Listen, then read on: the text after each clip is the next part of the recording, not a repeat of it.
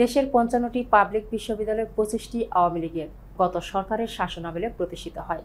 এর মধ্যে ১৩টি বিশ্ববিদ্যালয়ের নামকরণ করা হয়েছে শেখ পরিবারের নামে। আর শেখ হাসিনার শাসনামলে প্রতিষ্ঠিত বিশ্ববিদ্যালয়গুলোর মধ্যে ৭টি সহ মোট ৯টি বিশ্ববিদ্যালয় শেখ মুজিবুর রহমানের নামে। ২টি করে বিশ্ববিদ্যালয়ের নাম রয়েছে শেখ হাসিনা ও শেখ ফজিলাতুন্নেসা মুজিবের নামে। শিক্ষার মানের থেকে আওয়ামী লীগ সরকার অধিক গুরুত্ব দিয়েছিল নতুন নতুন বিশ্ববিদ্যালয় নির্মাণে, যার মাধ্যমে তছরূপ হয়েছে কোটি কোটি টাকা। এখন প্রশ্ন উঠছে, একই নামে হওয়া এসব বিশ্ববিদ্যালয়ের ভবিষ্যৎ কি? বিস্তারিত দেখুন মুশফিকুর রহিমের রিপোর্টে। বারংবার বিশেষজ্ঞরা নতুন বিশ্ববিদ্যালয় না করে দেশে বিদ্যমান বিশ্ববিদ্যালয়গুলোর মান উন্নয়নের কথা বলেছিলেন, কিন্তু তাতে সাড়া না দিয়ে দেশের প্রতিটি জেলায় একটি করে বিশ্ববিদ্যালয় স্থাপনের দিকে হেঁটেছিল আওয়ামী লীগ।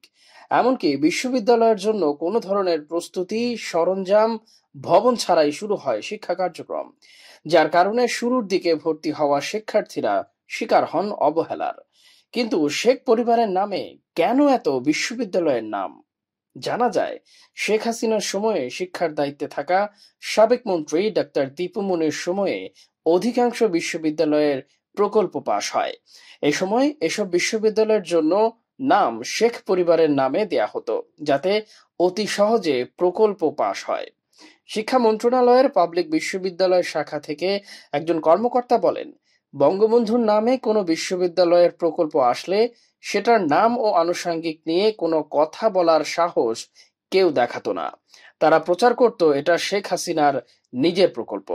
একই নামে একাধিক বিশ্ববিদ্যালয় হলে নাম বিভ্রাট দেখা দেওয়ার শঙ্কার পরও কোনো আপত্তি তোলা হয়নি। দীপুমনির তৈরি একটি সিন্ডিকেট এই প্রকল্পগুলো নিয়ে আসতেন। তিনি আরো বলেন, অন্যান্য নামের ক্ষেত্রে আপত্তি বা কোনো প্রস্তাবনা দেয়া হলেও শেখ পরিবারের নামের ক্ষেত্রে কেউ কোনো আপত্তি তুলত না। এই সুযোগটাই নিয়েছিল এই সিন্ডিকেট। বিশ্ববিদ্যালয় মঞ্জুরি কমিশন ইউজিসি সূত্রে জানা যায়, বিশ্ববিদ্যালয়ের একবার নাম দেয়া হয়ে গেলে পরিবর্তনে নানা জটিলতা দেখা দেয়।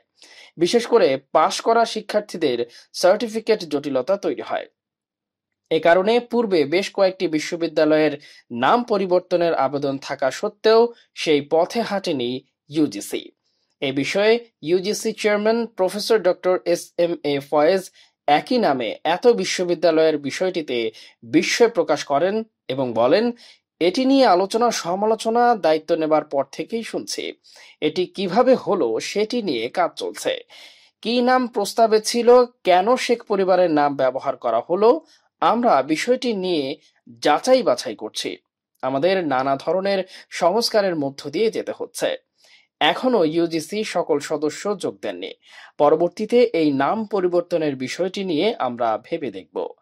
আর নাম পরিবর্তনের এখতিয়ার ইউজিসির নয়, ইউজিসি সরকারের কাছে সুপারিশ করতে পারে।